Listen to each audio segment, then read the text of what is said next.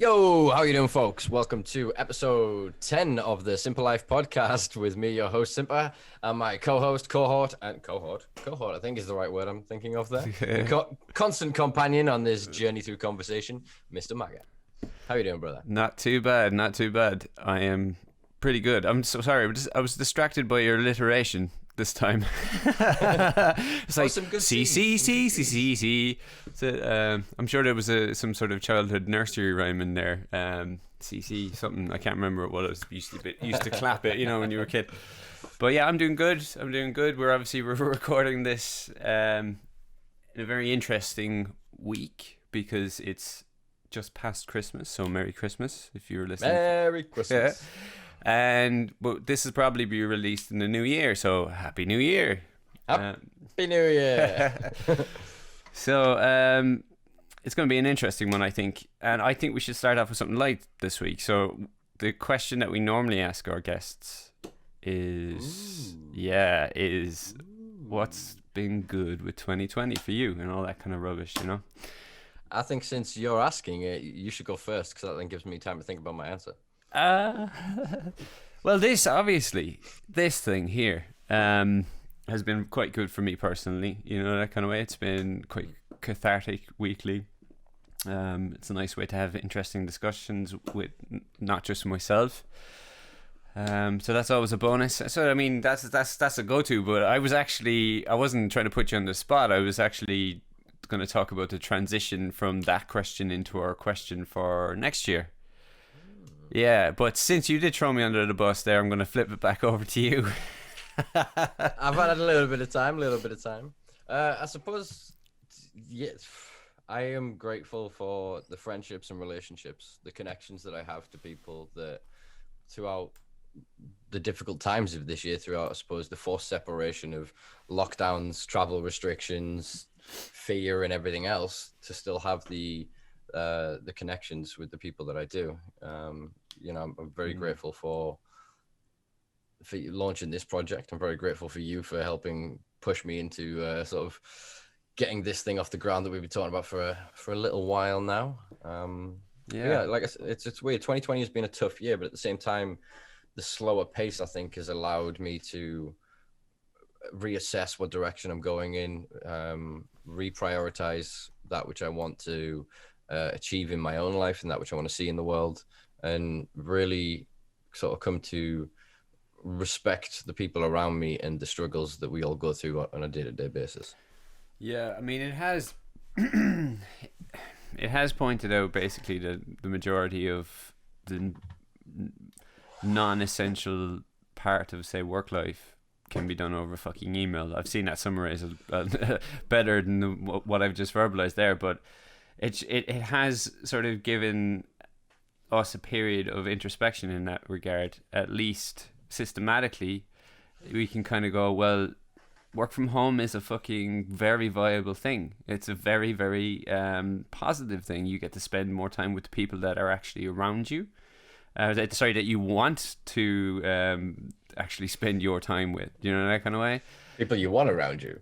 Yeah, I don't mean that in a sense, but like, you've got work acquaintances, you've got work friends, the whole lot. But let's be honest, a job is a job. Do you know what I mean? You wouldn't be doing it if you had the option to do something else. Do you know what I mean? A small amount of people would disagree with that, and they're quite, you could say that they're lucky or whatever.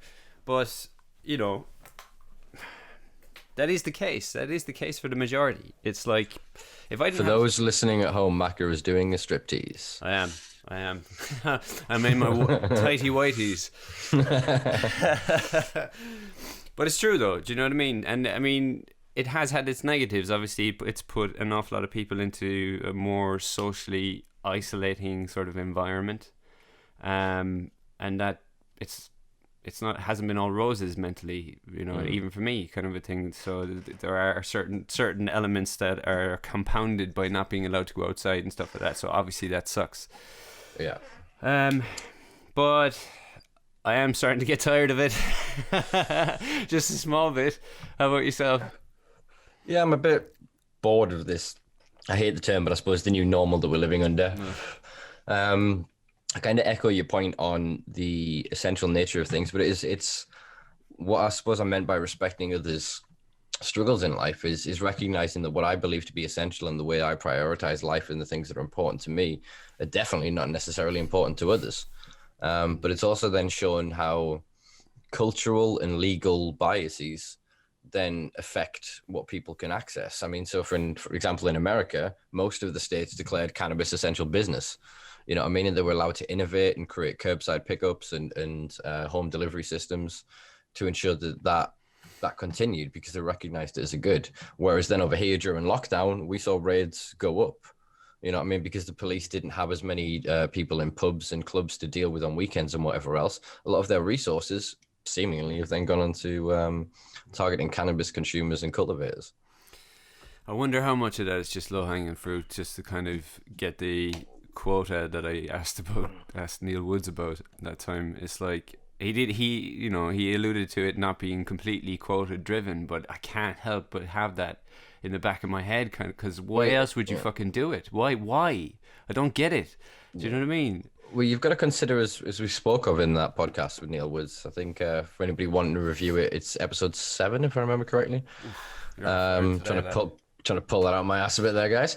But a lot of the top cops have now recognized that it's futile fighting cannabis, and that ultimately dealing with the low level only harms their perception publicly. I mean, look at what's happened with several pages recently online, Facebook pages of police organizations that have then put up minor busts.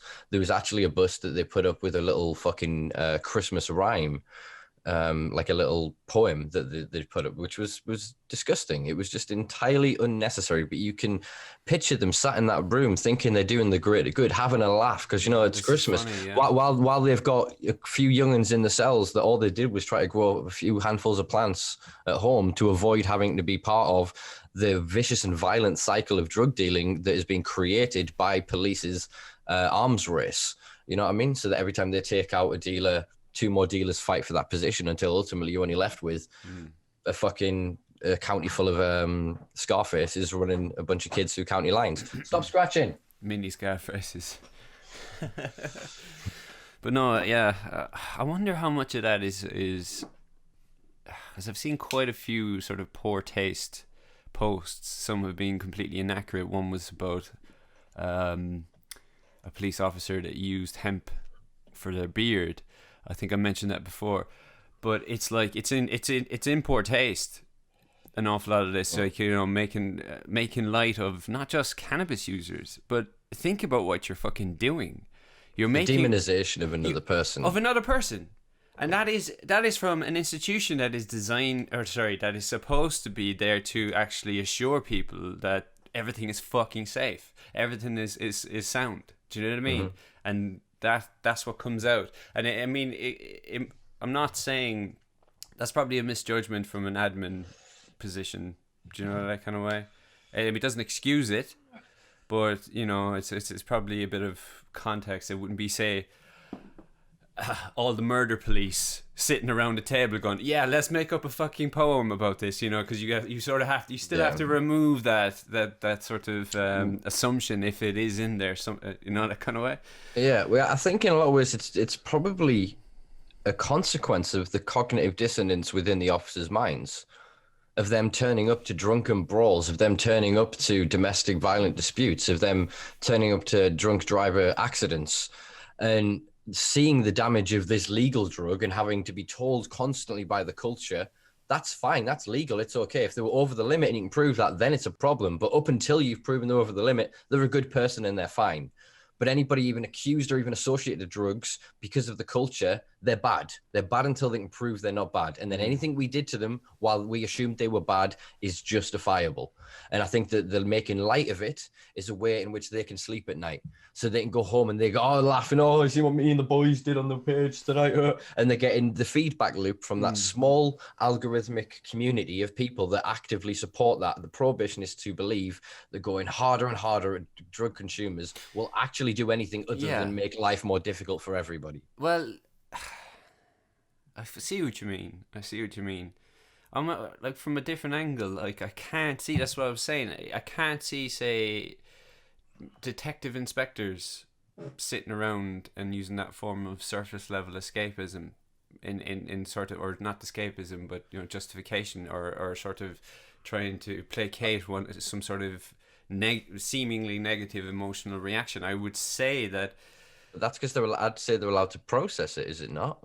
Whereas the drug cops, they then murder. You work in murder, is it homicide detective or whatever? Yeah, that's I what I was imagine looking then. Yeah, I imagine then you end up. Sorry, I always mix up Americanisms and Same. Britishisms because of the fucking media. Damn you, movies. But yeah, so that's wrong. Murder is wrong. There may be some extenuating circumstances by which crimes of passion, so you can then still feel pity for the individual. But the act of murder, every time, the removal of life from another by another person is always going to be wrong. Whereas the drug thing, it's nowhere near as black and white. There are bad and good people that do drugs, and by doing drugs doesn't make you the bad person. You can take all the heroin in the world and not commit a crime and be a decent citizen and pick up litter and take your kids to school and whatever else. Yeah, but but the way they are painted, once you are associated to drugs, there is no redeeming good quality. Whereas on the other side of that, if it's alcohol, oh my God, this is amazing. You're so bright and whatever. The guy got drunk behind a Range Rover and killed somebody. Yeah, but he had all the potential in the world, and he went to this good school, and he loved his sister. And do you know what I mean? It's the difference between that is fucking huge, and that has to be reinforced. And I imagine, like I said, the individual officers pursuing this, like Neil Wood said, like almost as much would happen with Neil Woods, is like a drip erosion of that. And so these manifestations, for lack of a better way of describing it, where they have these jovial moments, I think are an attempt to stop that breaching of the dam in their mind. I fully understand what you're saying. I do. What my sort of ponderment, I'm going to go with that, is like institutionally, not institutionally, see, that's wrong, departmentally. So if you have a HR department, not a HR, fucking hell, Jesus, I'm all over the place. If you have a social media management department within, say, a police station, they're the ones that are actually putting something out, right? They're managing the content, they're going to be putting out the messages, uploading the photographs and stuff like that. And obviously that has to be sourced from the drug police, say, for instance, because we're talking about that, or say the murder police, or the whatever department that they're trying to put social media posts out.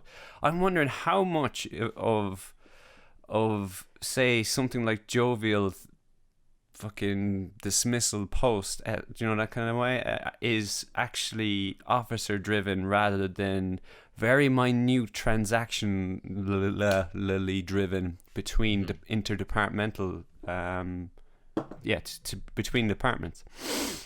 I don't know. I think it's interesting because you don't really see, or I personally have not really seen on social media. I follow quite a few police pages, and I'm in some of the local police groups just purely to keep an eye on what the hell is going on and trying to understand what my local constabulary are doing, because they'll say one thing and unfortunately do another, as we've unfortunately been seeing quite historically. But in there, you don't really see this dismissive, light-hearted nature of it. Whenever they put up something about like fly tipping, whatever else, it's always still got a very stern message to it. Do you know what I mean? Whereas, like I said, the drugs seem to be the only crime by which the people revel in it. Yeah. So they lose the fact that behind the heroin, the heroin dealers arrested, say, with five individual wraps. The comments underneath that will be, dirty smackhead, dirty rat. This is why we can't and it's just the sheer volume of shit. And the police do nothing to stop that. They actively create that space, that public forum, by doing this. You're right. They're happy because it perpetuates the narrative that then they don't have to go, why the hell are we doing this? This guy, Michael, I've arrested 14 times this year for possession of heroin. He's clearly going to go out and have heroin next time I see him. So don't you bite me while I'm recording. That's why I'm laughing, just in case anybody's wondering, because what you're saying is deadly serious, and I fully agree with you, but that was so cute. He's cute, but his bite hurts. It's only a little nibble, but when it's to your throat, it's not funny.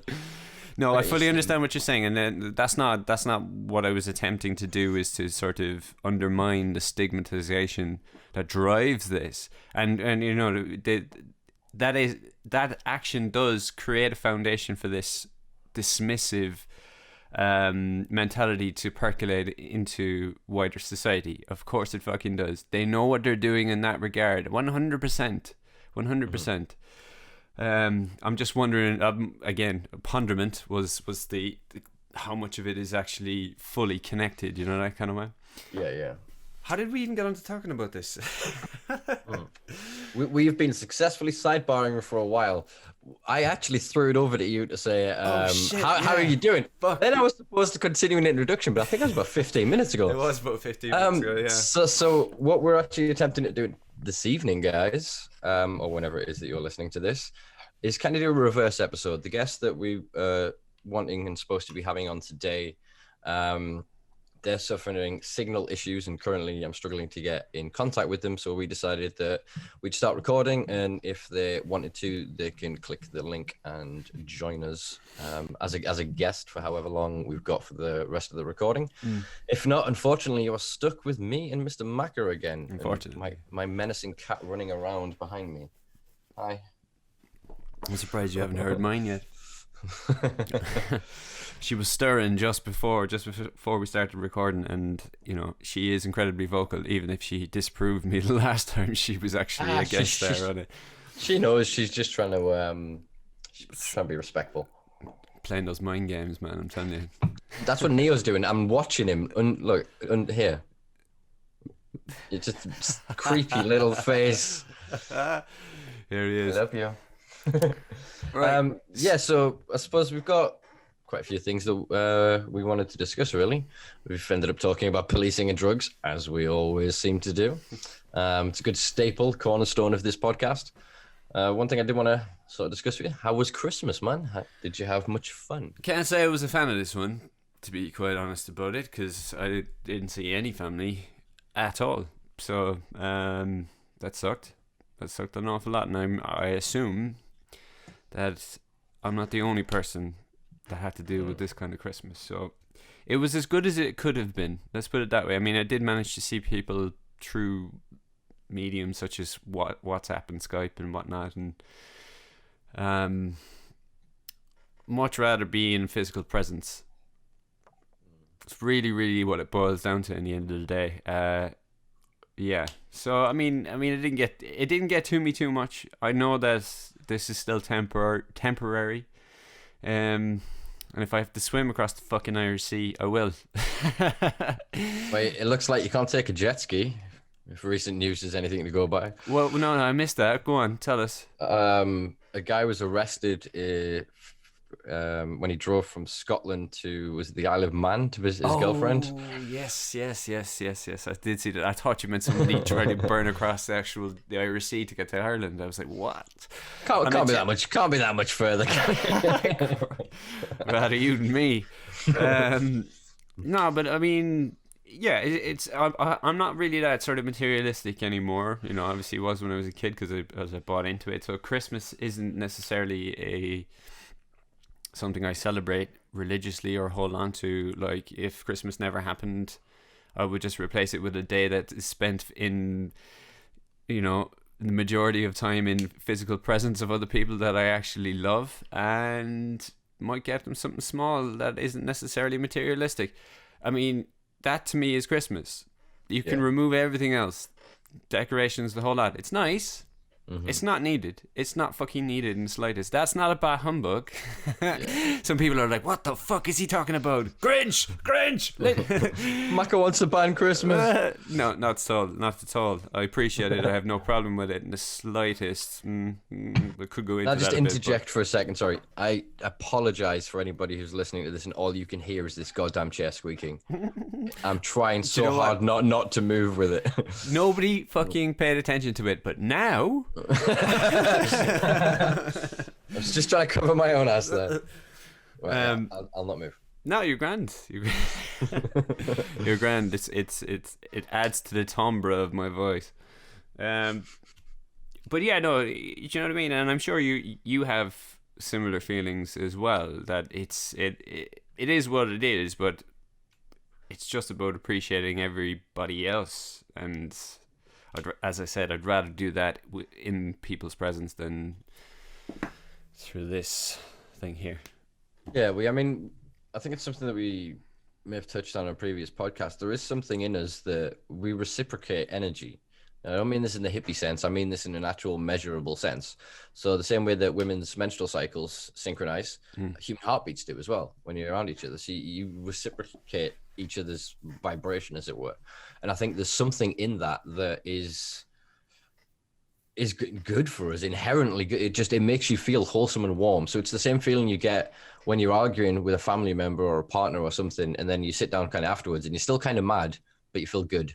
There's something in your body, you kind of just feel better for being in their presence than not being around them. And I think that having the awareness of that for a couple of days a year without any of the dressing, as you say, is still entirely worth it. But I think it's the dressing that allows the people who don't understand that it's for gratitude to put themselves in a position to be grateful unexpectedly. Yeah. Do you know what I mean? They're not preparing for it, but then the day hits, they watch a movie, they eat that food, they sit around and they see the family or whatever else. And it strikes them, even for one moment, as Zen Buddhists speak of in Satori, they're just a brief moment of enlightenment, and they see it, they can feel it, it's tangible, it's understandable, and they get it. And then usually disappears again, and they go into a food coma and drink themselves silly. But for that one moment, on the 25th of December, most of the Western world glimmers that. They have that. Do you know what I mean? And if we carry through a tiny fraction of that into the year that follows that, then I think it's worth doing it. Yeah, look, I'm not going to tear down Christmas in the slightest, but in the same sentence of all I've watched a few new movies and whatever, and some old movies and anything that's normally associated with Christmas and the whole lot. Now I'm going, I'm sick of white people. I'm sick of fucking white people. Like, Jesus Christ, I was watching The Lord of the fucking Rings the other day, and I was like, that was like my favorite book when I was a kid and stuff. Everyone's white, everybody, to a point where that's all I could fucking think about. Then it's like, is this some subliminal fucking, do you know what I mean, neo-Nazi fucking thing that Peter Jackson is a head of? That is a complete hot take, and I completely made that up. I'm nothing against Peter Jackson currently. Needs more research. But no, I mean, that's the way I was thinking about it. And then you go on to some other thing. When it came out last year, I watched Klaus. Did you watch Klaus? It's on Netflix, I think. No. Is it an animated thing? It is, and the production quality is outstanding. I think I've seen it when flicking through various streaming services. Yeah, I'm not sure I liked the actual movie, but it was a spectacle. You know, the animation was what you'd expect it to be in 2019 or 2020. So I mean, that was some part of it. But you had, do you know who Rashida Jones is? Quincy Jones' daughter. She's in Parks and Recreation. You ever seen Parks and Rec? I haven't. Been recommended it a few times. Have you not? No. It's in parts of it quite funny. But she's clearly black. She has a very identifiable voice to it. Like within seconds, I was like, "Oh, that's Rashida Jones." Know that. And her character was needlessly white, like to a point where I was kind of going, "Why couldn't she be black? Why?" I don't understand it. I don't get it. Like, I mean, what is that? There's no way that in 2020 that's a subliminal decision. You know, I'm not talking about something that's been made 30, 40 years ago. I'm talking about something that was made last year. Yeah, but it's a case of how much I suppose things are workshopped. So there's something that I took umbrance to when me and one of my mates several years ago ended up taking some acid and deciding to watch Captain Planet. Oh yeah. Do you remember Captain Planet? Yeah. And it really fucked with us because Gaia, the mother of Earth in that, is unbelievably Caucasian and is voiced by Whoopi Goldberg. And the more then sort of I thought about it, the more I came to the conclusion that I don't think it was an overarching racist decision. I think it's almost that they led them with their own sense of expectation. So I feel the same was probably true with the animation decision on this, is the character will have been developed, probably could be wrong in this, but the character developed and then the casting done afterwards, whereas normally they do the casting and then they animate to the individual, so that actually you end up with facial features of the person. Do you know what I mean? Yeah, I do. That seems like something that you can change very fucking easy. Again, but if you're then say, as we've had this conversation before, as two white boys sat here, most people, if you don't experience racism in your life, racism doesn't exist. If you don't experience sexism in your life, well, sexism doesn't exist. I've never seen it. Do you know what I mean? So if then if the predominant race of the animation team and the production team and everything else was white, they wouldn't have even thought that that's an issue. You've got to remember now, in corporations, they have to hire individuals to have ethnic sensitivity, to actually remind them that, wait a minute, whoa, your brand and your product here, you're only marketing towards middle-class white people. There's a whole spectrum of other individuals. And then how to have cultural sensitivity around religion and various other things within the actual workplace. Yeah. Do you know what I mean? That's still in 2020 not a second nature instinct to most people, unfortunately. So I think that you're still going to see these anomalies, but I would like to hope, but again, I'm probably could be proven wrong quite easily with some Google searches, that there isn't much mainstream film production like that is still portraying those very antiquated worldviews. Do you know what I mean? I think most things now just end up making the odd fuck up here and there. We've actually come quite a long way since, say, the 90s and the subtle homophobia and continuation of racism, and I suppose in a lot of ways the peak of sexism. Yeah, we've got a long fucking way to go. It's interesting. I mean, I'm not trying to preach here. All I'm just saying is that was a clearly an opportunity, a very good opportunity to actually fucking highlight this further, especially around Christmas. You know, it does have a very wide connotation. You know what I mean? White Christmas, the whole other thing. And if I was to say to you, Black Christmas, do you know what I mean? Where are you where are you mentally with that? Do you know what I mean? Like you could go.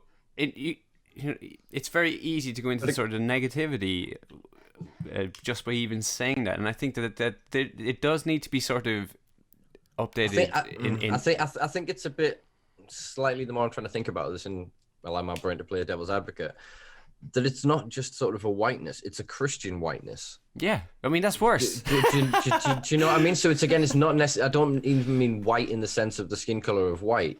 I mean in that. No, I know what you mean. I know. Yeah, but I'm trying to put words to it for the audience. And I can't quite sort of describe it in the sense that it's a cultural subliminal connotation is what it is. Do you know what I mean? You associate white people with Christianity. You do. Mm-hmm. That's not necessarily the fucking case, but that is a part of it. You know, that kind of way? Like, you wouldn't necessarily... I'm trying not to mince my words here, like, but you wouldn't necessarily, and this is a very generalist thing to say, but you wouldn't necessarily again, but with say any other religion, Islam, say for instance, you don't associate white people with Islam. That's not to say that there aren't people that are white that are Islamic, but that is a generalized association, which is false, and I think that is perfectly that can correlate straight over to Christianity. Do you know what I mean? Maybe I'm wrong. I don't know. This is quite heavy. It's interesting because if you think of the Crusades, I suppose a lot of the British Empire, and I suppose a lot of then later Rome, when Christianity rose, I suppose, and became part of state religion. Yeah, it's again, I suppose white's a very general term though, isn't it? Because it's...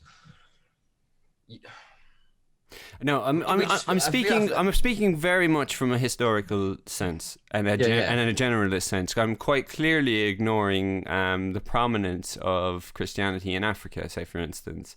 I'm well aware of that. South America. Of course. Spain again. Yeah, I mean, where then most of the European countries that when it was invaders, they took various forms of adaptive Christianity and Catholicism, and I don't know. It's interesting because it's almost like it's a falseness. I think it's the falseness that to me speaks to that Christian whiteness, that in that everything is good and everything is fine. So we can have a atrocious year, but then, we'll deck the halls and put up some fucking tinsel and everything's la-di-da. We'll celebrate Jesus' birthday and it's all fine. And then we can go back to believing people are evil and be left to starve. We celebrate Jesus' birthday.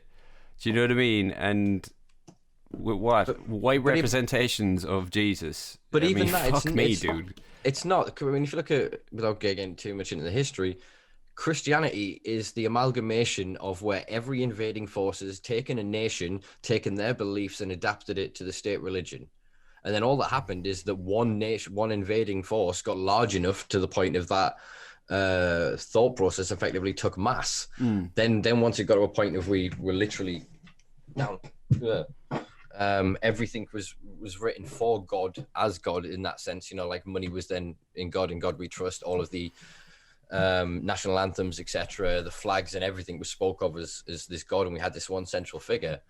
I think that once that kind of took hold, it's very hard for it to break, even in the modern capitalist society, because what we kind of done is money is now a surrogate for God, but it's still the same mechanism of worship. And I think that's what ultimately Christmas has become, is now it's taken the capitalist belief into the state religion, or rather capitalism become the state religion. So it's trying to take all of the other religions into it, so that then your ultimate belief in your faith should be in the economy, not in an almighty.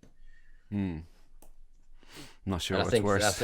So I think that then now that's what modern Christmas is. Most people celebrate capitalism at Christmas, not Jesus' birthday. Well, and again, I think there's something innate to us, because again, that comes from the things that we stole from paganism, with the celebration of the solstice and whatnot, and of the changing of the seasons, etc. And I think a lot of that worship is what a lot of us want, without the complication of all the other crap that's come with it. Well, I mean, obviously Jesus and, is it Midas, I think, share very much the same story.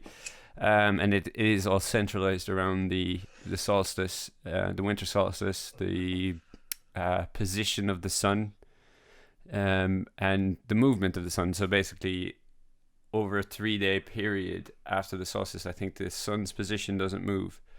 So it doesn't actually become brighter for 3 solid days after that. So say it goes down in increments, say over hits the 21st. I'm doing this visually for people that are at home, and I'm just going down in increments, and then it holds at a position for 3 days, and then it starts to rise again.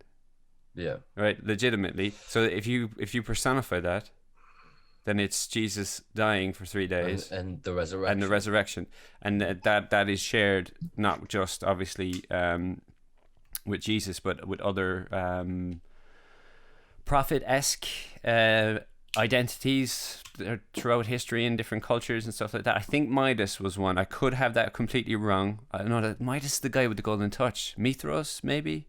I don't know. It begins with an M. But if you look at it, like a lot of the ancient Greek, Roman, and Egyptian sort of fables and tales and stories, what we almost retrospectively interpret as religion was science, but you couldn't explain to people science if they didn't understand science. Do you know what I mean?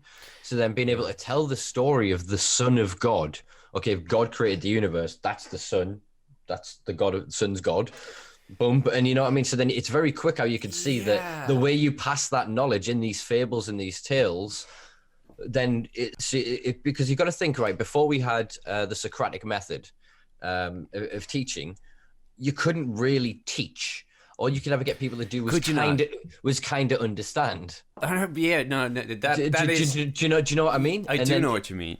So then before the ancient Greeks, really, everything that came to that point had to exist through these campfire stories.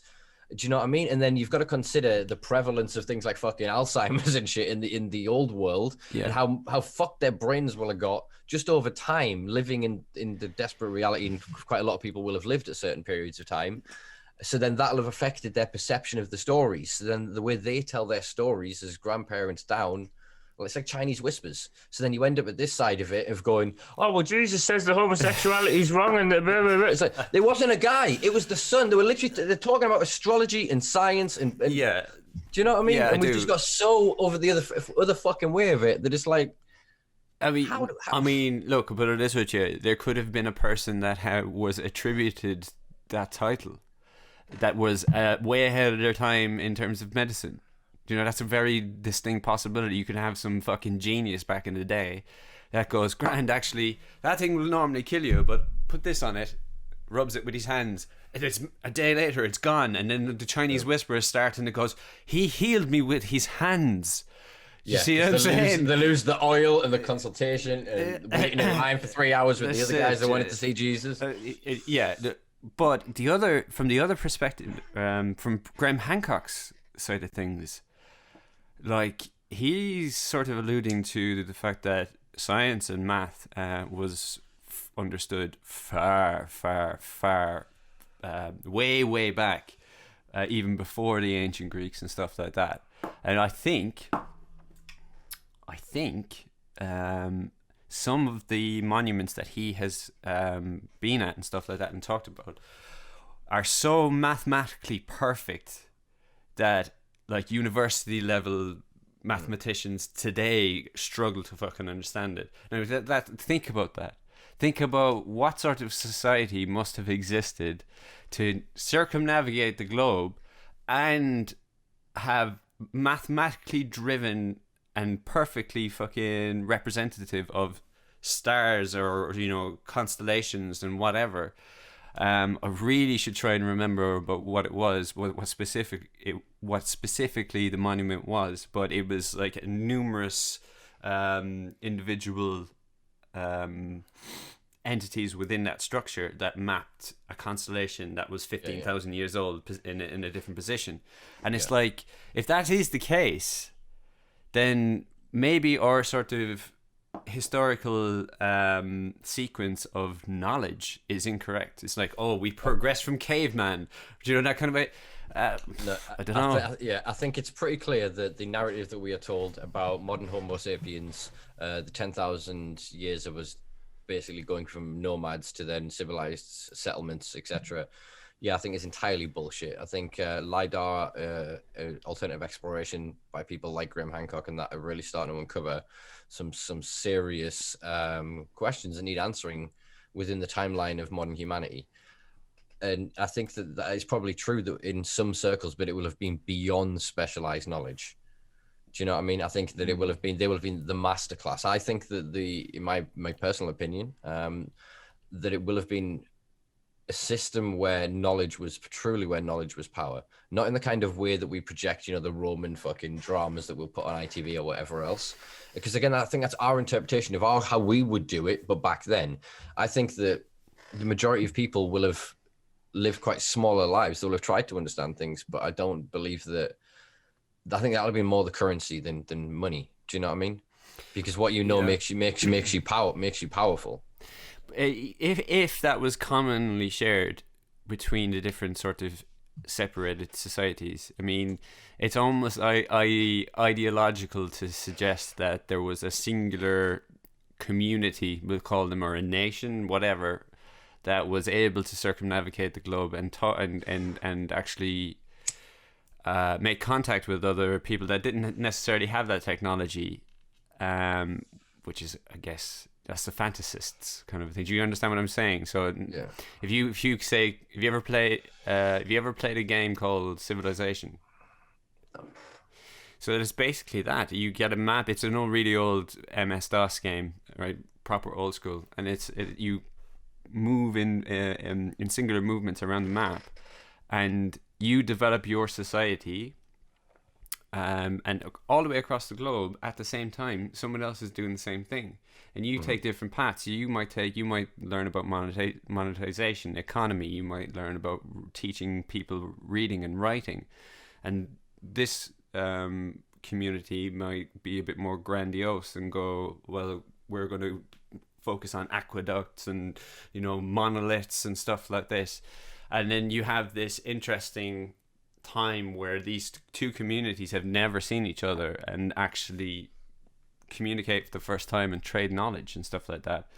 I'd love to see if it was a replica, say, of class driven society, or if there was ever an actual society where everybody was I guess, a bit more socialist and, you know, communally driven, and that everybody was treated as equals. Can you fucking imagine that? And then they ended up getting wiped out. This should be a TV show. I should write this down. You really should, because Atlantis. I think unfortunately it probably only exists in fiction. From everything that we've got so far, most cultures have kept some form of slaves. They've had a form of... But that's history documenting itself. I suppose, yeah. Then using the theory, I suppose what we know from human behavior would suggest that nothing is born out of a vacuum. We can't have arrived at the position we have with modern neoliberalistic capitalism and the class structure that we live under without it having a hell of a lot of history built behind it. No, so there's still the argument that modern religions were either created or co-opted by the states as a way to coerce conformity from their citizens. Apologies for all the C's. Much alliteration again. Letter of the day. Today's podcast brought to you by the letter. No, I see what you're saying, right? But I mean, what I'm saying is, obviously, I'm not refuting the fact that sort of methodology was dominant in the long term, because quite clearly it was, because we have historical representations that are replications of or they seem to replicate some sort of other society in that sort of capitalist regard. But that's not to say that there wasn't one. Do you know what I mean? It may have come to its fucking doom and then just been written out. Now, here's one for you, right? Question, and this is a loaded question because I already know what I'm going to do. If you had a time machine, legit, and you could travel to and from, say, one place, and you were allowed to come back. Only one time. Just one time. If you had a time machine and you were allowed to view a past event, we'll make it like that. So we're not talking about butterfly theory or butterfly effect where you've changed something. With the I can only view it. I couldn't interact, so I couldn't change events or talk to somebody. You can bring back only knowledge. But if I can't interact with people, I suppose I could just eavesdrop on people. Or read books. If I can't, am I ethereal? Could I pick up a book? What if someone sees me holding a book and then that invents the ghost story? Let's say, for instance, that I can read books that are open. you can read books that are open. You can't touch anything. All right, well then, MC Hammer in the past. MC Hammer? You'd go back to... No, I'm saying I'm MC Hammer in the past because I can't touch this. You're saying would I or when would I? What would you do? If it's consequence free, and we're not going to go down the argument of, say, Terminator versus Back to the Future, etc. We can do that later. That's a whole different episode. Yeah. Then I suppose... I don't know, because it's kind of relevant. I was thinking there, right, I'll go back to Jesus' day and be like, oh, where's this Jesus guy? Learn some shit and then come back and be like, you don't even know. No one's gonna fucking believe me if I can't bring any evidence about it. I'm gonna end up in a loony bin 3 days after I tell my story. I found this time machine that magically disappeared when I woke up and came back, and I met Jesus, and Jesus said to me, religions have been founded on shallower ideas, right? They have. But my thing would be, and this is why it was a loaded question, I totally led you in and restricted you and everything, but I mean that's what probably people would do. They'd be like, oh, I'd just see if Jesus was real, or whatever equivalent. For me it would be 1992. No. Is it the Temple of Alexandria or the Library of Alexandria? I want to know what's in those books. That's a hell of a lot of fucking information to lose. A hell of a lot. Yeah, but do you know how long you would have to spend in there waiting for people to turn the page on every book? I never said there was a time limit. You've got a time machine, for fuck's sake. Is it kind of like Dragon Ball obscure reference? Apologies, guys. No, like shit. Hyperbolic time chamber on Dragon Ball Z. So, because otherwise, like, Respect if it's here, you've just gone from here to here, mate. Not that you're so low. Yeah. Because my thought process here is then if I go back to the building of the library and I wait around for every book to put in, then watch it burn down. Am I going to come back to like 2 seconds after I went?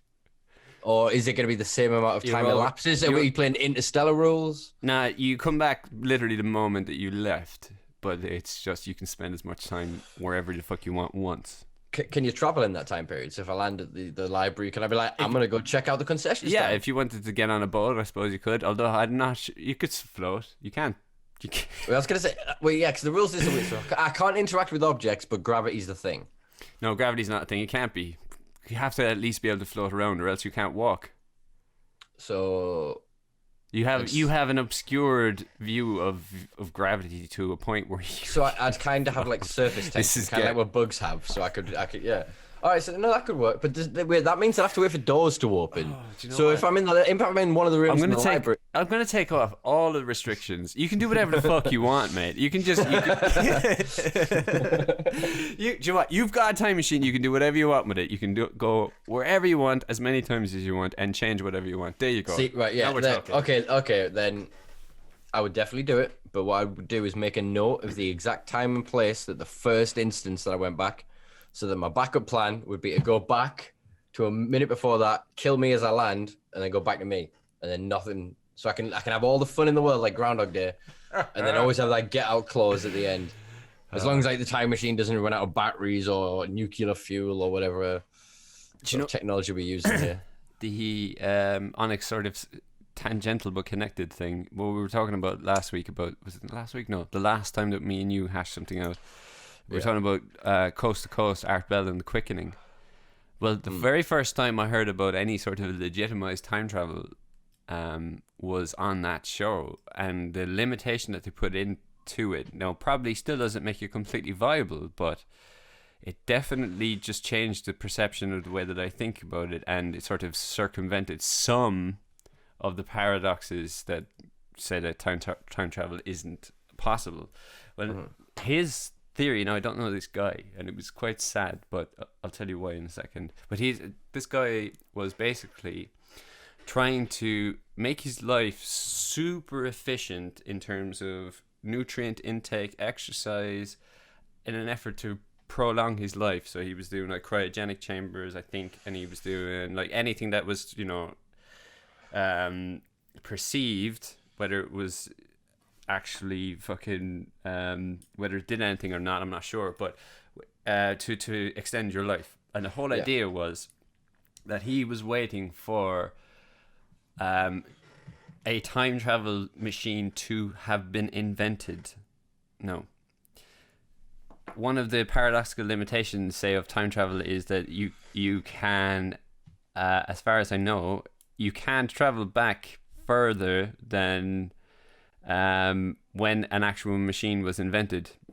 Otherwise it would be invented already. Do you see what I mean? And he gets into this sort of shit. Okay, it's completely contradicting each other. No, but I suppose it then depends on what sort of rules. This is a very interesting film. Have you ever seen Predestination? I haven't. Is it Ethan Hawke? I think it's Ethan Hawke in it. And basically, I'm not even going to ruin it for you, but like, because anybody listening or watching, you need to fucking watch this. It's about time travel, and it's closed loop, and the way it goes about it, because it deals with like the grandfather paradox and a few of the quintessential sort of issues within time travel. Yeah, really makes it quite neat. And there's something I was thinking about recently when I was rewatching. What the fuck is it called? The guy from Beavis and Butthead, Mike Judge, did it. Idiocracy, and it's the sort of time travel in that. And I was thinking, if the time is always going forward, but then every time then you break, you create a linear, so you can then view it. But then if you create another timeline, you then move on a different thing. Yeah. Then there would be no limitation, because every time you went back, and then if somebody discovered the technology, it isn't a case of whether it's discovered. If you've then taught it back, then you go off on another tangent, would you not? Well, yeah, very, very possibly, but bear with me here, but instead of trying to derail, because you're right, you're absolutely right. But here's the thing, like, his idea, and this is his idea, not mine, was that you could circumvent that limitation provided a time travel machine had been invented somewhere else before your time travel machine was invented. Now, what he was talking about here was connecting interstellar well, basically developed alien technologies kind of a thing. So it's basically he would get to a point where he was able to travel around, from limited point to wherever it is in the future, over and over and over, whatever. It's already falling apart. You can see it so completely. This isn't why I was telling you, but he was then hoping to get to a point to where, sorry, I have to think about this, where he was able to travel into a future realm where technology was so advanced that you could travel interdimensionally, interplanetary, to other communities that would have had more advanced societies back in the day, and then use their technology to go back in time further. That was his understanding of this, right?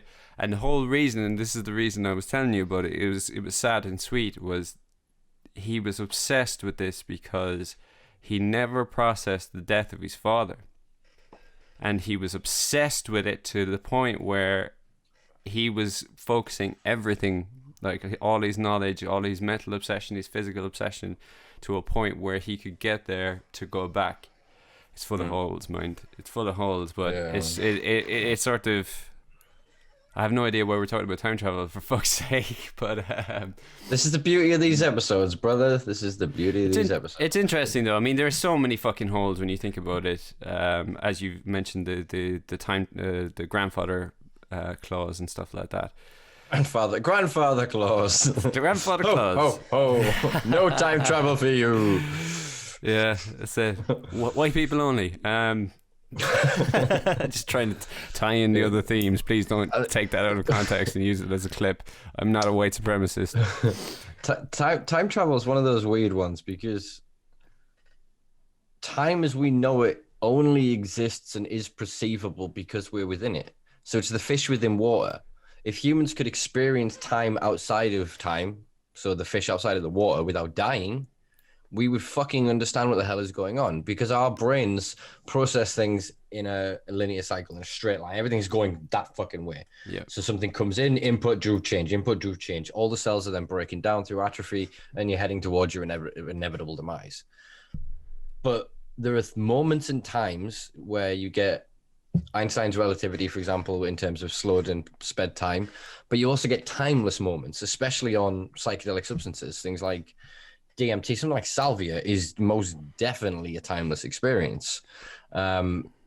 Whether you can't grasp it as a concept. I've had the same actually experience on MDMA, I'd say, as well, where I've been like at raves or at parties, and you feel like you've been dancing for hours and for days, and you're still only 2 hours into an experience. I know part of that is obviously the relativity thing, but it's the change of perception is what I'm saying changes how time works.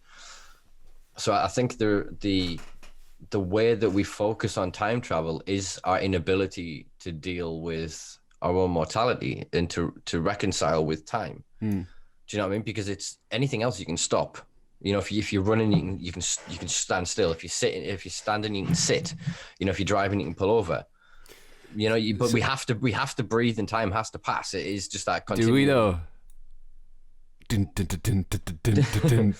Within singularity is what I'm hinting at. Within current understanding of where we're at, I mean, obviously, once we arrive at a point of true quantum computing, in probably a few decades plus of that, there will be a point of being able to download consciousness, being able to digitally replicate the human brain, at which point we then have to have a very serious philosophical question about what is consciousness, about what is humanity, what is you. Because if we can create a machine that replicates you, will say exactly what you will say, be stimulated as you are, and respond as you, are you anymore? Is that you? Is some sort of concoction-esque thing that has been pre-programmed that develops that sort of ability, is that then human? But I think to put a point on that, I think artificial intelligence is missing something at the minute, and I think we've spoken this briefly before. Without compassion, without love, and love is not programmable, because we have been at it for fucking centuries trying to describe it to each other and understand it and quantify it, and we just fucking can't.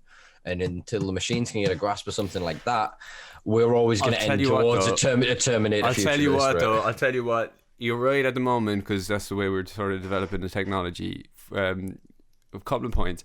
First one is a very sort of, this is why I was laughing, was we're faffing around with COVID passports. Can you imagine the qualification for downloading your consciousness into immortality? Can you imagine an infinite fucking Tory government? Oh my God. It's going to be roughly 1.6 billion. It's going to be a price. It's going to be entirely a price tag. A price tag. Or it'll be a You've got to go to Eton. You've got to go to Eton. Well, look, you saw a story recently that is being proven. I love the way you're sidestepping this. Yeah, I'm not. Do not get me started on Tories and Etonians. I do not want to spend the next hour of this podcast screaming at this camera. So yes, segue to the next point. There was a story recently that fucking Amazon founder Jeff Bezos was looking to buy Cyprus and create his own tax haven. I think we're moving towards a point where, with governments and economies are going to be falling apart because of COVID, these corporations are going to get to the point of being able to become states. Luckily, we've been protected internationally mostly by this, but if we get to a point where a corporation can create laws to protect itself within its own lands, then gets to a point large enough to create a standing army, we're back to empires. Do you know what I'm saying? At the minute, there's almost, it's kind of like a very loose, gentlemanly agreement between countries of going, yeah, I'll fuck you up, but we're not going back to where we were. Not yet. Whereas I think the corporate giants are rising and they've seen their power eclipse countries. Do you know what I mean? In terms of their wealth and their reach. And the fact, if Amazon suddenly went, we're going to stop delivering everything for a week and see what happens to you guys. Do you know what I mean? That every government would kowtow down to that. So I think those kind of people, if they then start acquiring research and development, as we've seen with Google's parent company Alphabet do with artificial intelligence and deep mind projects, etc. If they arrive at this point, they ain't going to fucking commercialize it. They're not going to allow it to be seen. It'll be pay to play at the Bilderberg group meetings and whatever else around the world. They'll show it off and do fancy presentations and go, for X amount of billion, you can download your consciousness today and be the... It'll be Virgin Singularity, led by Richard Branson. When you see, that's it. You get a free trip around the globe, though, so that's okay. Yeah, your body gets the last thing. Then we download your consciousness and inject your flesh into space. The Virgin Moon base. After we bail him out again. Hey, there's a nice little dig for you. That'll be the end of this podcast. We're going to get sued for that. Sorry, you can put a little caveat on the screen below. We have no money. Please don't sue us. We have no assets. We have no wealth. Only our humor and what's left of our humanity. So there was something else there, though, that I was about to say, or sort of to sort of build on what you were saying. And that's why I said I had a couple of points, but I can't remember now what it was. I don't know. I've hit a blank here. Remind us. Billionaires. Yeah, singularity. Singularity, artificial intelligence, downloading your consciousness. Well, I don't know. It might have to come back to me naturally. You know, if you stop thinking about it, it'll come back. Yeah. Let's talk about something else. Let's see where it goes. We're talking of giant corporations, I suppose, to talk a little bit of cannabis news. There's been some pretty big fucking mergers going down recently. And some pretty big news, I suppose, coming out of the corporates, as we were saying about empires re-arising. You've got Euphoria and Tilray have just conglomerated together to create the world's largest cannabis company up in Canada. And they're going to be distributing with deals throughout Germany and the rest of the UK and the European Union, and are looking to break into the UK. But more interestingly is another Canadian cannabis company, Canopy Growth, is suing GW Pharmaceuticals for infringement of intellectual property for use of CO2 extraction for cannabinoids. This is going to be fucking enormous, because if they win this lawsuit, they'll be able to individually sue and file in any territory for any of these companies that are using a CO2 extraction for cannabinoids, which is about 99% efficient if you build the technology correctly. And it's typically been seen as quite open source because the German company Spectrum, what are they called? Spectrum Technologies, I think, or something like that, hadn't really pushed the patent. Whereas this company in Canada decided to outright buy it. They bought it for $1 singular plus a promise of shares into future assets, etc. And then on the same day they got approved by the US Patent Office, they filed a lawsuit against GW for infringement of this in Texas. I mean, you don't go after somebody that big unless you know you can win. Yeah, that is like Chinese philosophy. You know what I mean? The bird doesn't fly where the tiger roams. Do you know what I mean? yeah. I butchered that, but you get the point. It's like if that's not one, that is one. The image that came into my head there was majestic as fuck. It was House of a Thousand Daggers, the field with the mist, and just a bird on the Titan. That was good. That was good. It's true though. You know what I mean? You know, you're clever enough to know where to fucking land with this. So you don't go knocking on fucking GW if you know you can't win. Do you know what I mean? You don't do it. Yeah. Simple as that. Yeah, if they were looking for a test case, you would go after a very small mom and pop in a local region. Going after GW is a very big sign. I mean, as we said, with the mergers of various companies and the rise of Canada over the past few years, GW isn't that big of a player anymore. They still own some interesting patents and they still have some very interesting research that they are developing and, in my opinion, frankly, sitting on, because they announce it and then nothing comes from it, and then they talk some more shit and then still nothing comes from it. I mean, if you look at the way that they're not even really promoting Epidiolex in the UK, they're trying to predominantly dominate the American market, and it's Epidiolex that's actually getting them in trouble, because on the Epidiolex website they basically have a paragraph describing their CO2 extraction, which is the basis for this case, in which Canopy is saying, as it's described on their website, which was issued with the documents that they filed in Texas, which I'm imagining was not screenshots, the fancier version of screenshots, where it shows like the stamp and the IP, etc. And yeah, so I think that again, GW are going to have a strong defense. Already know this anyway, because they've been intimately woven, especially within the UK establishment, for decades now, because it was pressure from GW that created the 2001 Misuse of Drugs Act, which basically changed the legislation so that Schedule 1 substances in this country could then be made into prescribable medications. Yeah, it's interesting though. I mean, that's all what you've said is grand and all, but I don't see it trickling down, say, the typical consumer. I don't see it fucking affecting. I think it's just fucking conglomerate posturing. Do you know what I mean? But there is obviously, yeah, the end consumer really isn't, or potentially the end consumer isn't going to be impacted by this. It depends on their intention as an organization of Canopy Growth as to what direction they want to take. Are they looking to be the overlord of this and then license the extraction technique, which is currently the best extraction technique that any company is using around the world, in my opinion, other than sonic vibration extraction, but that still isn't mass produced enough to rival it? They would then be able to control the market in such a way that it would make them God. They would sit on a different plateau to the rest of the game altogether. Or is it more a case of they want to just fucking stop people producing and they want to be the Coca-Cola and go, all right, you want to be part of this? You join us. You be a subsidiary. You sign up to this conglomeration and they create an ever larger organization, because ultimately that's what happens with every single industry. After a while, it's allowed to flourish here and there. Then globalization kicks in and the corporate individuals come in. Not even the corporates. It's the investment firms, the guys with trillions that just go, yeah, we'd like to fuck around with soft drinks now. So they just buy the fucking industry. And you know why it's so successful? Obviously, it's not just because of numbers. Like, because you obviously will... What it's offering is a very select, higher up amount of people in most cases to escape modern day slavery.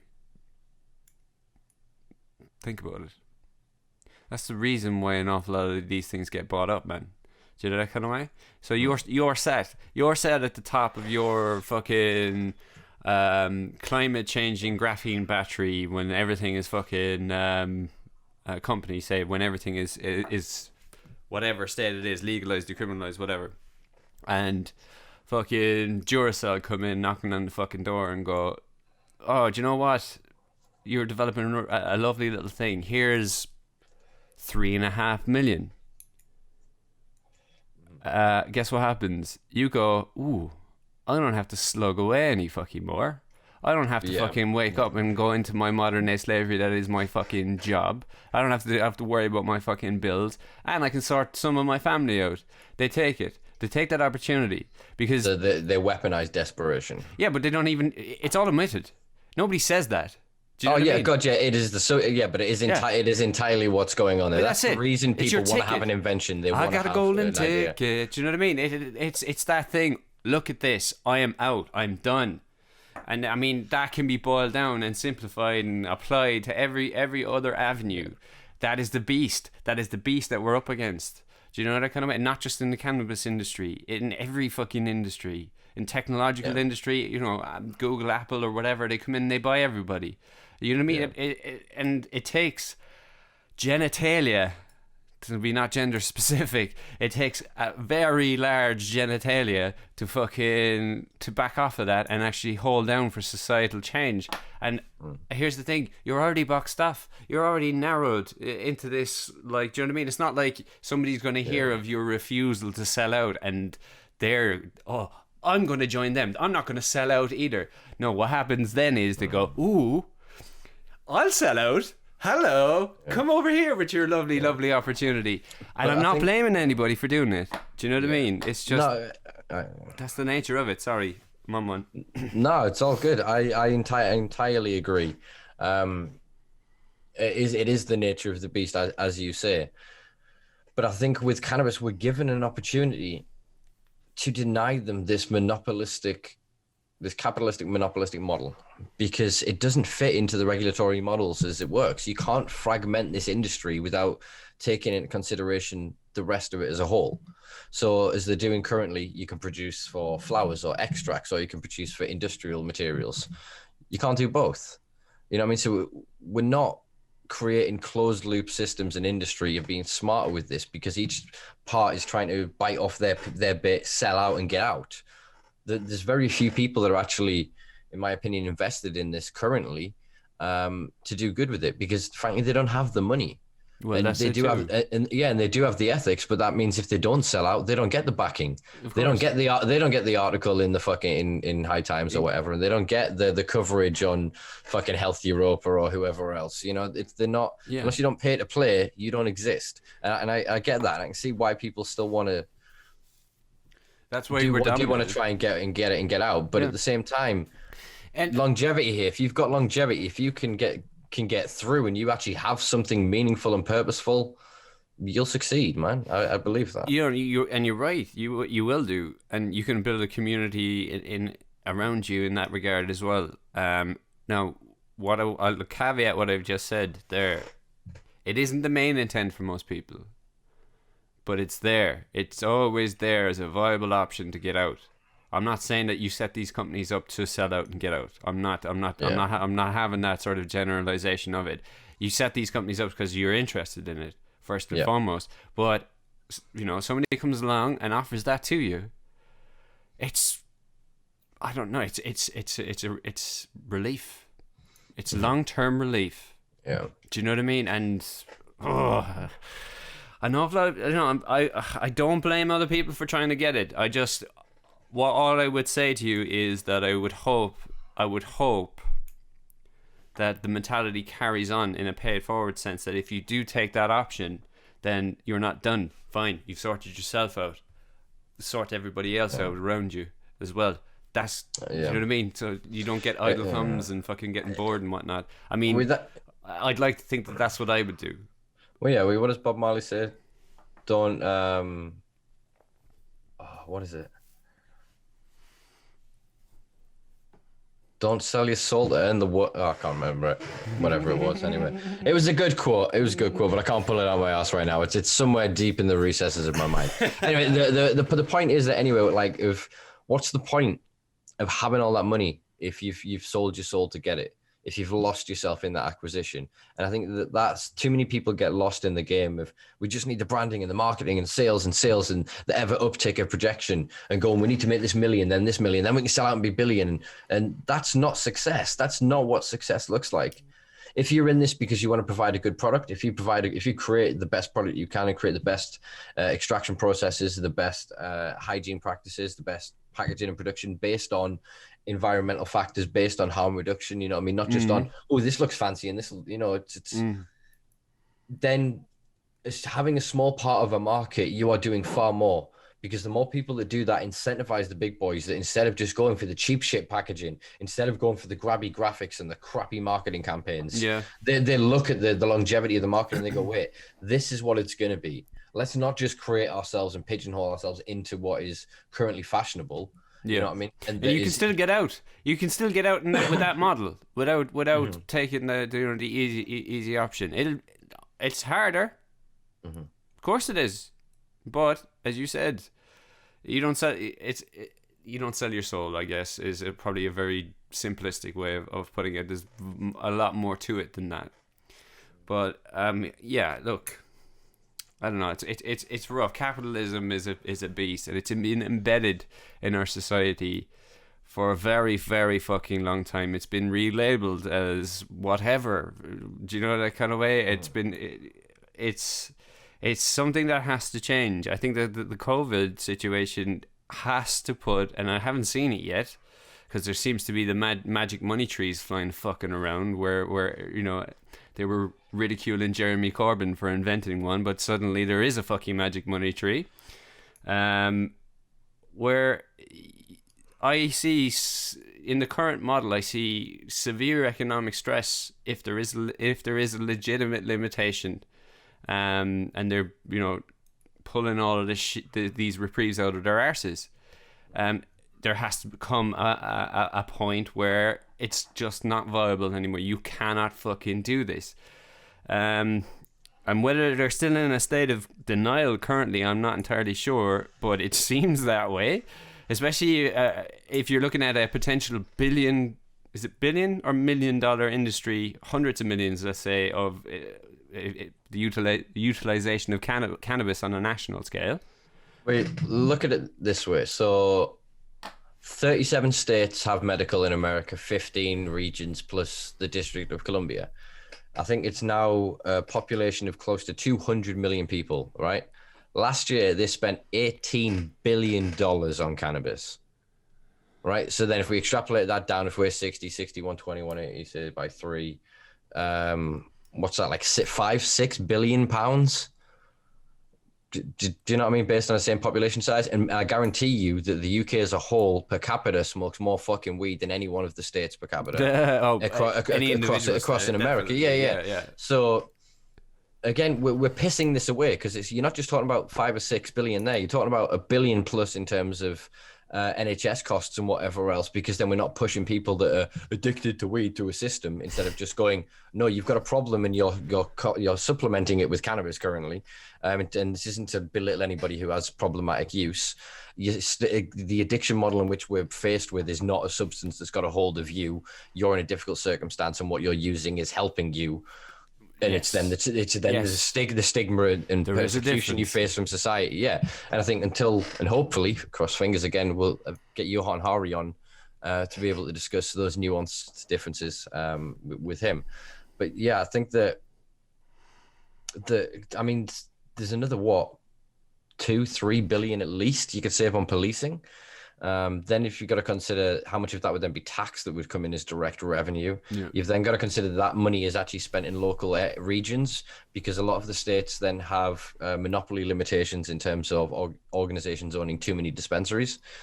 So if we created a community-backed model in the UK, you would be creating and generating wealth within individual communities while then creating tax for the national level.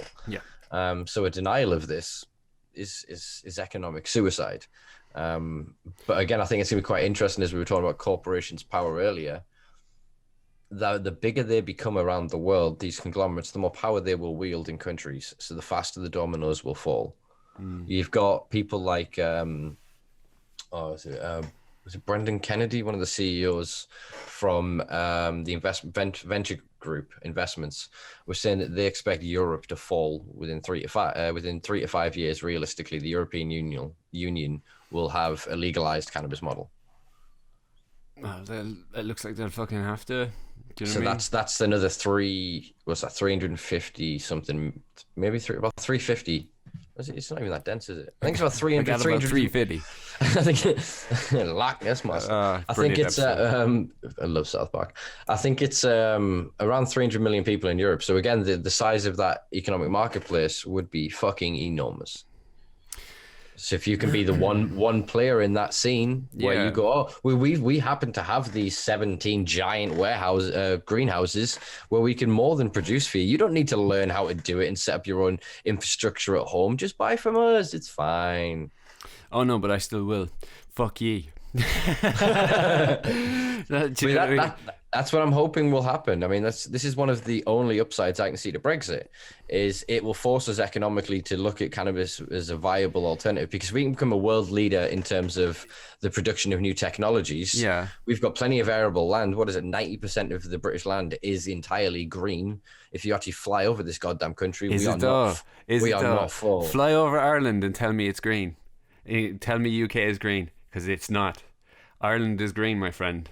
I tell you, that sounds so fucking strange, right? But there is a discernible hue difference in the. I'm telling you, I think that's just your inbuilt nationalism. It's fucking nuts. You're just tearing up out the window, going, "There it is." No, I'm telling you, the richness of the hue is different. It's more sort of grey over here, grey green. I'm not even shitting you. I'll tell you one thing. Hey, green is still green. It's still green. It's still green. I'll tell you, honest to fuck, when this COVID shit is over, you're coming to Limerick, right, where I'm from. And you will fucking see the difference. Even on a cloudy day, man, you'd be like, fuck me. How is that green? I can't believe it. But that isn't completely non-biased. I swear to God, I swear. But yeah, I got fucking distracted there again. That's all right. But yeah, as I was saying, there's a lot of variable land. So again, we could cultivate industrial cannabis on a scale like fucking other. You know what I mean? Yeah. We already have the technology. We've proven that it's capable with the giant warehouses the GW already have. Sorry, greenhouses. So we know it's possible. We can actually use smarter technology as well to make it greener, more efficient, and to make it more adaptive within communities. And we don't need huge security fences and hidden facilities if it's just ubiquitous. We should be looking to crash the cannabis market, not inflate it. Do you know what I mean? You shouldn't be paying in the legal market in Canada. Some people are paying like fucking 70, 80, granted Canadian dollars, but still, for like fucking 3 grams, 3.5 grams, like an eighth. You know what I mean? It's about £40. It still sounded high in my head, but you know what I mean? Anyway, it's still high. It's still for high. A legal market. I mean, in Oregon, I paid, I think the cheapest I paid at one point, I paid $20 for an ounce of outdoor Blue Dream. And it was fucking delicious. It was honestly unbelievable. Oh, while we're talking about cultivars, I don't know much about I've even lost them. Tinctures. Is it tinctures? Yeah, I don't know much about tinctures and stuff like that at all. I know that it's quite broad, but I have a general question that I'm going to make an arse of myself over, and I'm going to see if you can try and answer it. There is quite an identifiable, say, citrus-esque thing with sort of tangy strains, right? Strains has been the wrong word, but you get the point. I'm a novice when it comes to this sort of terminology, so forgive me. There is one that has a taste like fresh cut grass, and it's the most fucking refreshing taste I've ever experienced, but it's so rare for me. I never see it around in anything. It's always lemon hazes or whatever it is, or or citrus. Is the bud typically fresh? It probably is, yeah. It's probably the chlorophyll still in the leaves, because that's what the curing process does.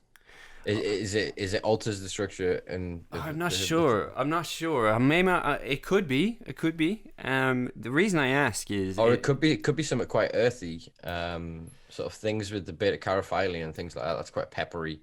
It's definitely not peppery. Mixed with other terps can taste quite earthy. Yeah, I'm not sure if it's not earthy or spicy or citrusy or anything like that, but it's the freshest, and say what you're doing there, right? It's the most inhale inducing thing I've ever come across, as in like Inhale inducing. what I mean is pure satisfaction from an inhale, but not to a point where you think, oh, I'm gonna choke here if I keep going. It's just like, oh yeah, fucking lovely. Maybe it is the terps then, because chlorophyll bud or fresh bud would typically make you cough. Exactly my point. So I don't think it's that. I've only ever had it twice, I think. Twice. Can you remember the strain name? No. Sorry, cultivar name? No, I can't. I thought for a while it was something to do with Skywalker, but it probably isn't something to do with that. And for the fucking life, this is the problem with prohibition. I've just dropped the thing I was fiddling with. I can't verbalize that any further, and it's something that I kind of go, if I had that in front of me as an option, I would know, like, there are certain cultivars or whatever that I would just completely avoid because I just don't like them. But there's this one, and honest to fuck, it's like, the reason I went with fresh cut grass is, you know, when you're deprived of that sort of sensation of being outside, but spring just happens to break and it's just approaching early summer and you start cutting the grass or whatever, and it could be something that starts down in the fucking 10 fields down from where you are, or 10, you know, equivalent distance or whatever, and you can smell it. You can smell it. You can smell it. It's sort of the embodiment of that type of a day where you know it's going to be warm and bright and fucking lovely. And that within a taste, that's what I'm talking about. And it's so fucking hard to it's so frustrating. Do you know how many people are going to have listened to your description there and gone, oh, fuck me, I really want this week. Right, we're going to get you in a field. Maca strain. Right, for the advert for this, just wandering, describing it, lost. Kind of in the tone of Matthew McConaughey doing, you know, the Lincoln advert. Really slowly walking through the field. I can just see that as strain. Like a potential Durham 420 or something like that. Just going around or whatever and just going, this is it. This is the fucking one. I'm telling you. But, oh, Christ. You're right. But I mean, even in a legal market, I suppose something like wine, because again, it's taste driven. Unfortunately, the same with cannabis as there is with wine. There's still a lot of pretense, and there's a lot of, frankly, pretending. Some people obviously have more sensitive noses, and some people have more heightened senses. Some people take in the data more, so they will actually retain a certain smells and whatever else, and be able to identify. And there's a lot of smokers that just they'll one or two smells that are really pungent, and they'll spend the time chasing those and kind of missing, I suppose, the variety in the buffet of bud that is presented. But if it was marketed more towards, it's hard to talk about effects with cannabis because it's not ubiquitous. You and I smoke the same strain, we would have entirely different reactions dependent on fundamentally our makeup, our genetics. Do you know what I mean? But also then our mood, also have we eaten, what the time of day it is, etc. There's so many variables that go into it. So I think this is why they aim for tastes. But then what tastes of cherry to one person doesn't taste of cherry to another. So it's still then becomes quite difficult to then. They're very much uniformed. There's not uniform. There is an awful lot of common ground, though. I mean, an awful lot of hazes carry a similar taste to them. Like, say, old school cheese. Very identifiable. Very identifiable. You know that. You know what it is. You know what it smells like. It tastes different. Do you know, that kind of way? Any sort of citrusy or orange peely or lemony, you know. But there's things like blueberry and things like that. There are things that have been bred to have perfected their terp profile, and those become very identifiable. I suppose then what happens is middlemen in the market that repackaging and rebranding anything and everything, then confusing the consumer, because it's not that you can't just turn over a bud and read the ingredients. Do you know what I mean? You have to trust the packaging. So when your mate says, oh yeah, this is fucking, I was trying to think of some absurd name there and couldn't, so insert name here, insert laugh here, that cultivar, and you then go, all right, sweet, yeah, and you like it, and then you go back to him and he's just been making up names for that shit. You then can't go into a coffee shop or wherever and go, oh, I'm looking for this. But again, then you also, if it's a local strain, if it's something that was accidentally crossed in somebody's tent that's then growing out and it only ends up being a few ounces of it in an area and you get used to it, again, the same, it's lost. It's not protected. Yeah, I'll put it this way, you. I'm very much like, I put it this way. I drink alcohol rarely, very, very rarely, but I love the variety, or say the cultivars of beer. Love it. I like. There's one I had recently called Hazy Jane, which is very. There's a reason I might have picked that one up, and you smell it. It smells like bud. It smells like it. It's so pleasant. And well, cannabis and hops are quite intimately related when you go back to the Cannabizi family. Absolutely, even look like similar in some regards.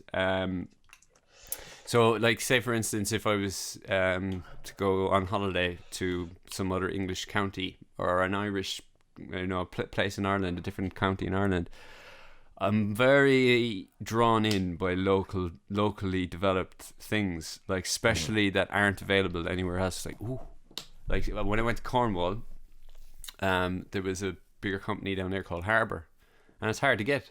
It is. You can get it in some mass food place, or I can't remember which one, but none of the other places sell it. And I would never ever have had any sort of identifiable exchange with that sort of product without actually trying it down there, that kind of way. So I like that though. I like that because it's different.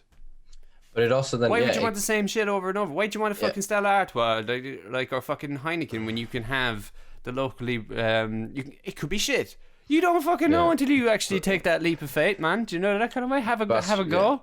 That's I suppose what splits people into two camps in that. There's either those that want consistency, continuity, and to guarantee that they'll get the same thing every time and they won't get bored by that. They find it nostalgic and they create a thing within it. And then there are those that seek the new experience and the novelty of life. And I think the same mechanism applies there. They then create a emotional attachment or a form of nostalgic connection to that object or that activity.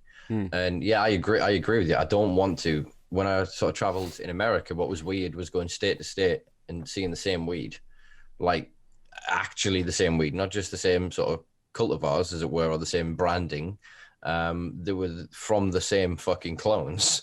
Do you know what I mean? We're not actually, but in terms of the way the seeds have been produced by the overall producers, they then sell through. Yeah. So there was very few places you went where you actually had local stuff. But when I found local shit, I was happy to pay more for it. Yeah. I was happy to buy a lot more because I'm never going to get this again.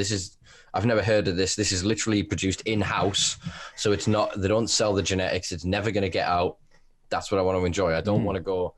I did it every now and then. I'd kind of go, well, I wonder what that tastes like from here. So I'd have a go of it, sort of thing, Of course. There's nothing wrong with that. Nothing wrong with that. But I mean, like, you obviously. Sorry, go ahead. I was going to say that I think that desire in the consumer or the people that have consumed while it's been illegal, that have still had a passion for it.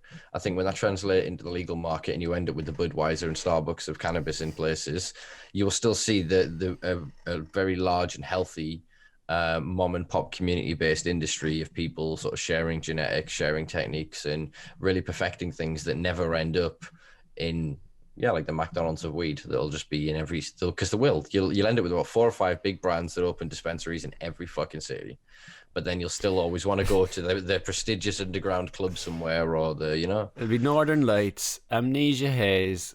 Do you know what I mean? It'll be all the staples. UK cheese. Yeah. It is what it is. Some people, as you say, there's nothing wrong with having a pint of Stella. If that's what you want and that's what you like, no problem. Same with weed.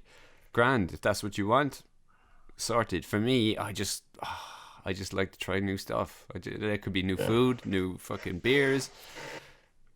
I suppose it's slightly different for alcohol, I suppose, because forgive me if I'm being naive here, but to me, drunk is drunk. I no longer drink for the sake of getting drunk, because I don't like it. I don't like it. But what I mean by that is drunk is drunk, and most people that don't smoke think high is high.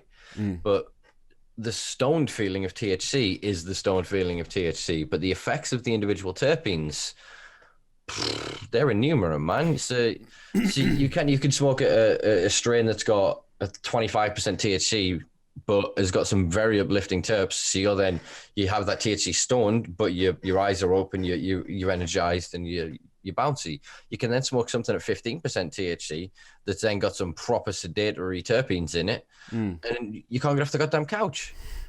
So it's not about so much of the high of being, or the stoned, as it were. It's the other nuanced effects of the terpenes. And I think that's still something that is missing from the conversation around cannabis. Yeah. They're still trying to chase the higher and higher THC. With alcohol, it is, that does correlate. That does sort of trend, that can be applied. Say, for instance, I do like whiskey as well. A bit too much sometimes, but again, like I'd say I get drunk maybe once, twice a year if there's a wedding on or something like that. Grand, because I like the idea of it. I like the feeling.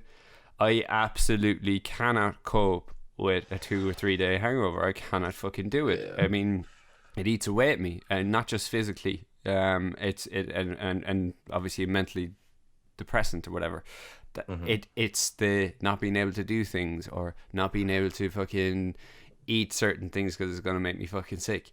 Do you know, that kind of way? Or I can't sit a certain way because it gives me a headache. I can't deal with that shit. However, I do like, still like whiskeys and beers and the whole lot. And I had a nice glass of whiskey the other day around Christmas time. So it was about 3-4 days ago, and I haven't had a whiskey in a solid year. Hadn't had it. I had a couple of beers every now and again. The difference in feeling was like really eye-opening, because like I felt completely different. I felt energized and fucking like wide awake. My face was warm, like kind of a thing. But when I drink beer, I don't feel that way. I don't feel that way at all. Obviously, I'm talking about the just before you get bladdered or langers or whatever, like, that kind of way where drunk is drunk. It's that sort of building process was just slightly different in a similar way to what you described in cannabis. Now, it mightn't be as complicated and as diverse, but it was definitely identifiable. I wonder if that's down to the delivery mechanism. Because if you look at the volume of alcohol in whiskey compared to the volume of alcohol in a beer, is it the same as in saying like a dab versus smoking? Possibly. So say me smoking a joint, that's me building up on beer. Me dabbing would be me drinking. Yeah. Now I see what you're saying. There is a difference in effect, but it's concentration then. Yes, but it's the perception of how you get to the high. It's that travel, that very journey. Possibly, but it also could be the makeup, because you're not just drinking white bland alcohol, are you? You're drinking a certain hop variety. You're right. You're drinking certain hop varieties, certain yeast varieties. You're especially in beer. If you've got a German purity law, that's the only ingredients that you have in yours. It's 4 ingredients, that kind of way. So it could be the makeup in that regard. But say an awful lot of whiskeys are barrel aged, wood aged. I'm wondering if that's different. I don't know. It's arguably less perceivable, because it, go shit. Oh, I'm drunk or whatever. People don't really pay attention to the process. They're just doing it because it's quite a social thing, isn't it? Well, I imagine there would be transference of. There's got to be terpenes and flavonoids within. That's what I mean. Within alcohol. So then again, it's the effects. But then it's interesting. I would suggest that it was very possibly in both regards, so cannabis concentrations and terpenes versus alcohol concentrations and terpenes. I would say both of them would be viable in both examples, is my point, I guess. That was really boring and nerdy. I'm really sorry if that's that's all right. We've covered some pretty diverse subject matter. That's what I really like about these episodes. For all I do apologize, guys. It does look like our guest is not joining us. Yeah. But I do enjoy these, because it gets people to show sort of our rapport, but it allows us to cover a lot of subjects quite quickly, because then we both kind of go, here's my point, here's your point. That's interesting. Next. Yeah. And I think that works very well. But it's a lovely reprieve too, dude, because I wasn't sure if you were laughing or if you hit the actual desk there. I think it was hitting the desk. But it's also, I tend to take these ones a little bit less serious. It just feels right. Instead of us just trying to make a show, do you know, that kind of way? Whereas it's an awful lot easier to be serious when there's another person involved and we're paying attention to them. Whereas we're just bouncing off of each other. And which we want to give respect to the guest, really, and give them the space to... Because that's kind of the point of it. We want to give them that. Whereas this, it's far more of just you and I having a bit of fun for a couple of hours. Hot takes. Like I said, we've covered some fucking awesome shit that again we'll just keep covering throughout these episodes as we go. But yeah, I mean, I suppose we kind of covered that 2020 question. We're gonna have to come up with a 2021 question. That was the whole point. That was the whole start. And in actual fact, this is why we got derailed and led us into this entirety of an episode. I had an hour, but we're back. I had an idea for a 2021 thing, which was a resolution based or intention based. Like, what is 2021 going to bring, or what are you going to try and do? In a positive sense, or what positive things are you going to attempt to do, or something in that regard. I thought that would have been nice. That's far more optimistic than what I was going to ask them. And funnily enough, I was going to get you to ask me, and I was going to like sidewind everybody and shock them by saying, in 2021, one of my New Year's resolutions, I don't have a New Year's resolutions so far. Yeah, one of my intentions was to drink more. But I've spoiled that because I've already told you that I drink so infrequently that is less shocking than it sounds.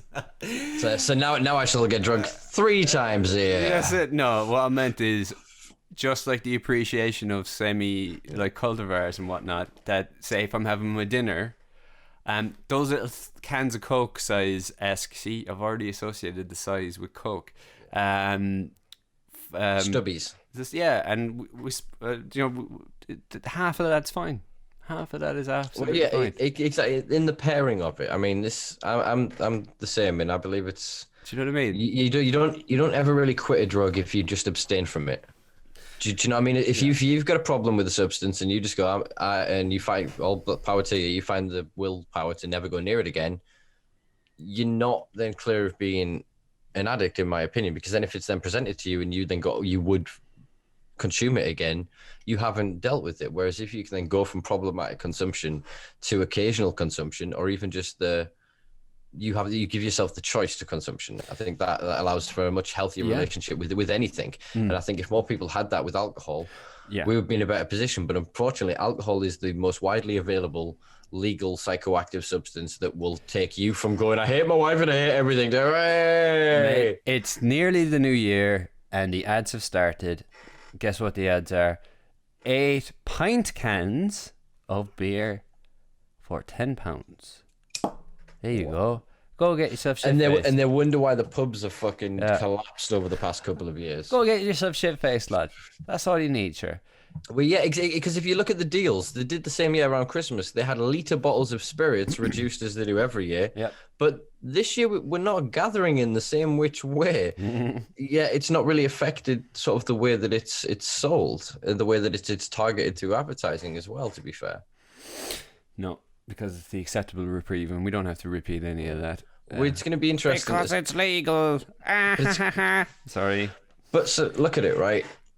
I think it's 9 out of 10 of the major alcohol manufacturers in the world have invested billions each into cannabis because they believe that they are going to be creating drinkable cannabis. They've already created the infrastructure in terms of nightlife and whatever else, and that's what they do it. Don't do it. That's what they're looking to do. So, I mean, my thought or question to you was going to be about how do you see cannabis if it was then run like alcohol in terms of the advertising, the industry sold in supermarkets? Boring. Because can you imagine 420 every year, the start of April, they'd get Easter out the fucking way, and then it'd be, here comes the 420 aisle, you know what I mean? Would I necessarily have a massive problem with it? It's hard because if a short answer, no, long answer, yes. As in, look, there's so much that's going to happen that's going to be outside of my control, that if a theorized aisle in fucking Sainsbury's or Asda's or fucking Tesco's had cannabis related stuff, would that bother me? No, it wouldn't. But would the facilitation to get to that point bother me? Yes, that bothers me quite a bit, and that's a much fucking longer answer. I love the way you asked me that an hour and 40 minutes into this fucking podcast. But I won't go too from a sort of a top down, non-depth way. It that kind of stuff doesn't bother me if it's accessible to other people. Then the fight becomes what I alluded to earlier, which is the non-stagnation of your personal intent just because you have something that gives you that reprieve, whether it's escaping fucking modern day slavery that is your job, or the sudden decriminalization or re-legalization or whatever of your substance. It's not enough to stop. It's not enough to stop. And whether that, as I said, whether that becomes a corporatized thing that's just in fucking supermarkets, that's not enough to stop me, and I hope that it's not enough to stop other people. I think it is coming. I think there's nothing we can fucking do about it. I'm a bit faithless in that regard. I hope I'm wrong, but I think that it's going to be a longer fight than most of us think that it is, and there's going to be an awful lot of dismissal, and I don't want to use stagnation again, but like, do you know what I mean? An awful lot of sidestepping this until we can actually. I don't know. I think I'm losing my thought process here, but I think my point is stood. Do you know what I'm saying? Do you know what I'm trying to say? At least, if you understood what I've said, then we're in good. We're okay. I think I got it. So basically, you're saying that it wouldn't sort of bother you if that was the end result. It would be the means by which we got there, and that wouldn't be enough to disincentivize you from wanting to seek change in the world. And I would agree, but I'd like to think that if we arrived at that point, we've already had to go through the other points. You look at it now. I mean, Tesco have only just started selling CBD, and they're selling 2 brands. So they're selling like a vape juice company got a contract to be able to be sold on the counter, and they're selling 2 or 3 brands at the pharmacy. Is that right? Yeah. So they are slowly making a foray into it, but they're being as safe as they fucking can. Most cosmetics companies are moving into it, whether it be hemp seed oil or CBD or some form of association to cannabis, because they're seeing that is the next sort of thing. So I think we're already seeing that evolution towards it. But can we stop it though? I don't think it's because of whether we can stop it. I think it's what we need to be able to do is capitalize on the wave and the movement of the people. If people are then seeing cannabis leaves everywhere they go, it's on the windows of fucking the body shop. It's in their hair shampoo. It's in their toothpaste. You know, their daughter's suddenly using it at school for her anxiety, and this is this and that and that, and it really erodes them. So then, if all they're seeing is the corporate agenda being pushed forward, and they're not hearing from the grassroots community, or they're not hearing from the people who are informed and passionate enough to actually want to do this and are not just going to sell out to become part of a conglomerate, but want to actually carve a niche within the market to provide good service, good product, and create a good community, then yeah. That's the most important thing, though, isn't it? It is that regardless of whatever happens, that there's still going to be an awful lot of work to do. And do you know what I mean? So yeah, even when it's legalized, and it's even ubiquitously legalized, until we tear up the legislation, we pay reparations, and we have social equity through taxation on a commercialized system, and we protect the people that protected this plant and this community through prohibition, then I'm not going to fucking lay down arms. I'm not going to be quiet. And whether exactly. Even at that point, because there's still more that needs to be done to rebalance the world in this sense, because it's far more than just drug consumers. The war on drugs and prohibition by its very nature is a form of accepted fascism. It's a form of accepted authoritarianism where the powers that be can say, what you are doing individually, we disagree with, therefore we can ruin your life. We will stigmatize your culture and your society. We will remove you from your home after raiding it violently in the middle of the night, incarcerate you, put you into court, have your name dragged through the papers, then throw you into a cage where you will face potentially violence and sexual assault, and then kick you to the curb with a couple of £100 and go, sort your life out, kid. What a lovely way to end this podcast. Well, I've really enjoyed this. This has been a great way to end 2020. And just on a personal note, man, again, thank you for pushing me to do this. I've really enjoyed us doing this. This is now episode 10. So we're in double figures, man, and things are moving well. I'm very happy with the progress. We've got a good, strong listener base that is back every week, commenting and sharing, which is great to see, guys. I'm really appreciative of. Good stuff. Yeah. Good stuff. And listen, thanks for having me. Put it out with you. Not many people would. Well, I love it, brother. I'm a pain in the arse. Just in case you didn't know. Not to you, to everybody else. Yeah, bear that in mind, listening folk. I'm only joking. Yeah, so whenever you're listening to this, hope you had a lovely festive holiday period. We'll say holiday period, even though I associate that with sort of American use. It is more inclusive. It is more inclusive. And yeah, Happy New Year to everybody that subscribes to this calendar. Because you know what I mean? Welcome to Chinese New Year as well. Yeah, true. Welcome to 2021. I suppose while you're hearing this, folks, let's make it the best year we fucking can. Hopefully so. We'll catch you soon. Hopefully next week. Fingers crossed. You'll see us every week. Fingers crossed, hopefully. If you've liked this video, if you've liked anything we've done, please do check out the website, thesimpalife.com. You can also donate to us for the price of a cup of coffee a week to help us keep this project going at patreon.com/thesimpalife. You can find us on all social media platforms at The Simpa Life. I have been Simpa. He has been Maca. And you people have been wonderful. Peace and love. Bye-bye.